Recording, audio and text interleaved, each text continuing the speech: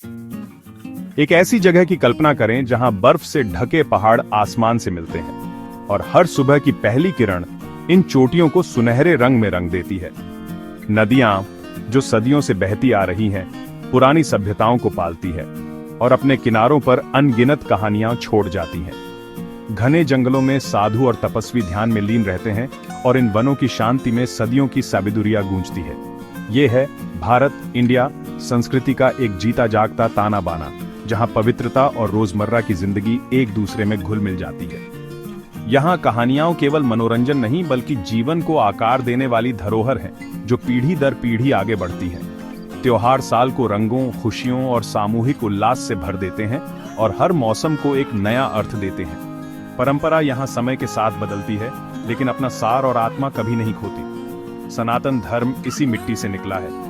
यह किसी एक संस्थापक का धर्म नहीं, बल्कि एक विशाल बरगद का पेड़ है, जिसकी जड़ें टाइमलेस विजडम में गहराई से धंसी हैं। इसके संतों और विचारकों ने अस्तित्व के गहरे रहस्यों को समझने की कोशिश की और कभी भी डॉगमा थोपने का प्रयास नहीं किया। भारत में डिविनिटी हर जगह देखी जाती है, नदियों की कलकल में, उनकी पवित्रता में, पहाड़ों की ऊंचाई में, पेड़ों की छांव में और जानवरों की मासूमियत में और हर इंसान के अंदर उसकी आत्मा की गहराई में। यहाँ के रिचुअल्स और कस्टम्स जीवन के हर पहलू में यूनिटी और इंटरकनेक्टेडनेस की भावना को दर्शाते हैं, एक ऐसा वर्ल्ड व्यू जो हर चीज में एकता देखता है। सनातन धर्म का मतलब है इटर्नल वे। सनातन टाइमलेस है। धर्म वह नेचुरल लॉ है जो यूनिवर्स को सस्टेनिंग करता है। यह कमांडमेंट्स का एक सेट नहीं है, बल्कि अस्तित्व के साथ हार्मनी में जीने का एक तरीका है। इसका कोई एक फाउंडर नहीं है, कोई सेंट्रल अथॉरिटी नहीं है और कोई एक होली बुक नहीं है। इसकी विजडम कई ग्रंथों में मिलती है, वेदों में, उपनिषदों में, भगवद गीता में और भी बहुत कुछ। हर एक ट्रूथ पर एक यूनिक लेंस प्रदान करता है। समय को सिक्लिकल देखा जाता है, लिनियर नहीं। क्रिएशन, सस्टेनेंस और डिसोल्यूशन एंडलेसली रिपीट होते हैं। लक्ष्य सिर्फ मृत्यु के बाद स्वर्ग नहीं है, बल्कि लिबरेशन, मोक्ष, रीबर्थ के साइकिल से अपने ट्रू नेचर को रियलाइज करके। सनातन धर्म सेल्फ डिस्कवरी के लिए एक फ्रेमवर्क है, ब्लाइंड बिलीफ नहीं। यह डाइवर्सिटी को एम्ब्रेस करता है, जिससे अनगिनत फिलॉसफीज और प्रैक्टिसेस फ्लरिश होती हैं। इसके दिल में यह जीवन का एक तरीका है, फ्लेक्सिबल, इंक्लूसिव और इटर्नली रेलेवेंट। सनातन धर्म पुरुषार्थों, 4 लक्ष्यों के माध्यम से जीवन के लिए एक प्रैक्टिकल गाइड प्रदान करता है। धर्म, अर्थ, काम और मोक्ष। धर्म राइचस कंडक्ट है, हमारे ड्यूटीज और एथिक्स जीवन में हर रोल के लिए यूनिक। अर्थ प्रॉस्पेरिटी की परस्यूट है, यह पहचानते हुए कि मटेरियल वेलबीइंग हमारी रिस्पॉन्सिबिलिटीज को सपोर्ट करता है। काम जीवन के प्लेजर्स का आनंद है, art, love, beauty ethical bounds के भीतर एम्ब्रेस्ड। ये तीनों बैलेंस्ड हैं, डिनाइड नहीं, हमेशा धर्म द्वारा गाइडेड। अंतिम लक्ष्य मोक्ष है, जन्म और मृत्यु के साइकिल से लिबरेशन, हमारे ट्रू इटर्नल सेल्फ को रियलाइज करके प्राप्त किया जाता है। यह फ्रेमवर्क डिजायर या एम्बिशन को सप्रेस नहीं करता, बल्कि उन्हें हार्मनी और फुलफिलमेंट की ओर चैनल करता है। वेल्थ और प्लेजर को वैल्यूड किया जाता है, लेकिन इंटेग्रिटी की कीमत पर कभी नहीं। अपनी डिजायर्स को मास्टर करके हम फ्रीडम पाते हैं, एनस्लेवमेंट नहीं। पुरुषार्थ एक ऐसा जीवन बनाते हैं जो बैलेंस्ड, मीनिंगफुल और स्पिरिचुअली रिच है।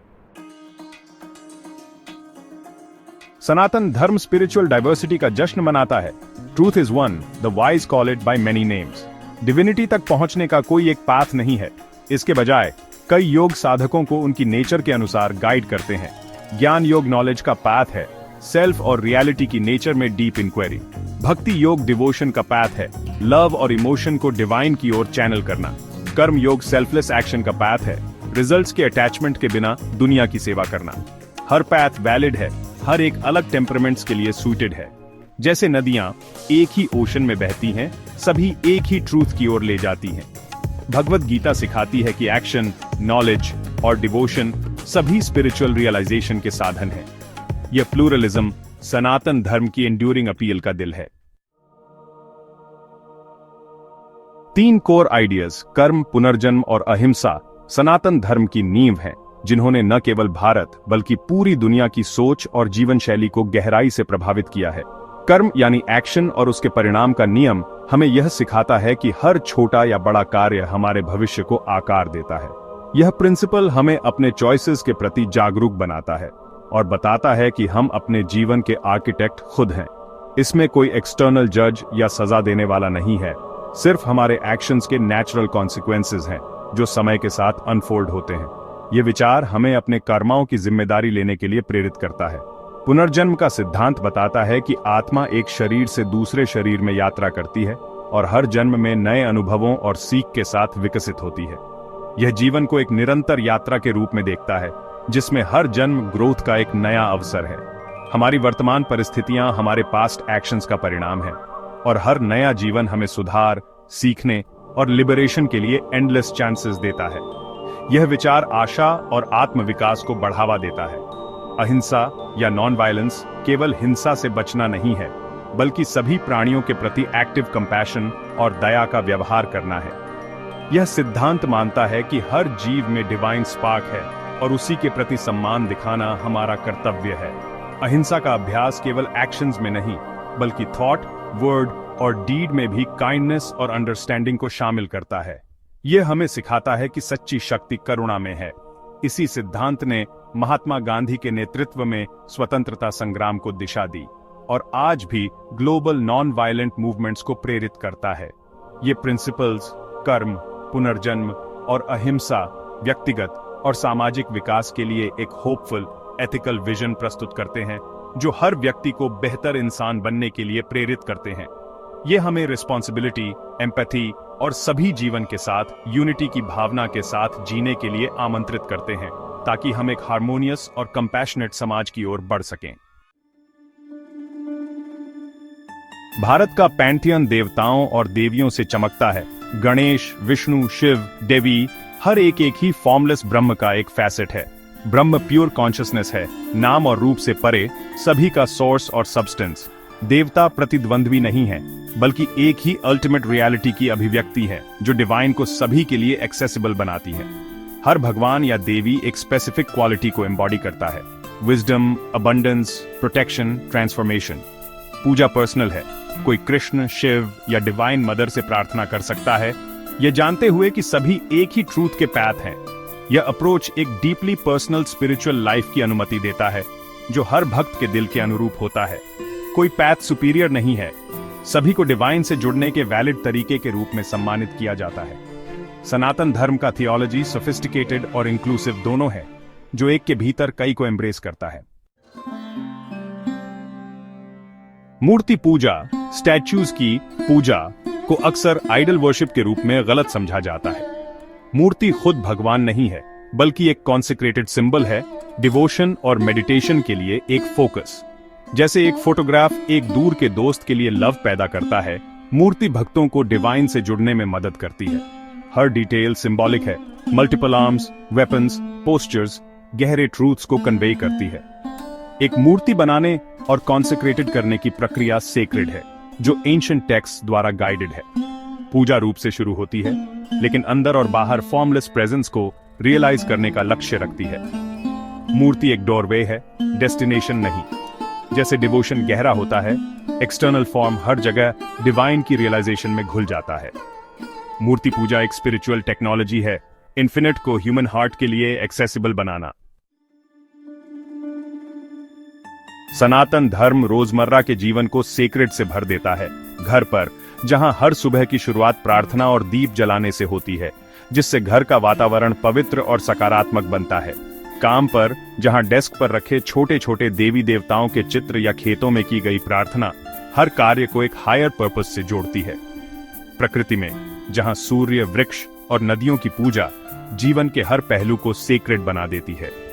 और रिश्तों में, जहां परिवार को एक मंदिर की तरह माना जाता है, यहां हर सदस्य का महत्व है और आपसी प्रेम, विश्वास और सहयोग से घर का माहौल दिव्यता से भर जाता है। बड़ों का सम्मान और म्यूचुअल सपोर्ट कोर वैल्यूज हैं। सेवा निस्वार्थ भाव से की जाती है, जिससे न केवल ईगो शुद्ध होती है, बल्कि समाज में एकता और करुणा भी बढ़ती है। सेवा का भाव हमें दूसरों के साथ गहराई से जोड़ता है और समाज को मजबूत बनाता है। प्रकृति की पूजा की जाती है, यहाँ नदियां, पहाड़, पेड़ और जानवरों को डिवाइन के जीवित एम्बॉडीमेंट्स के रूप में सम्मानित किया जाता है।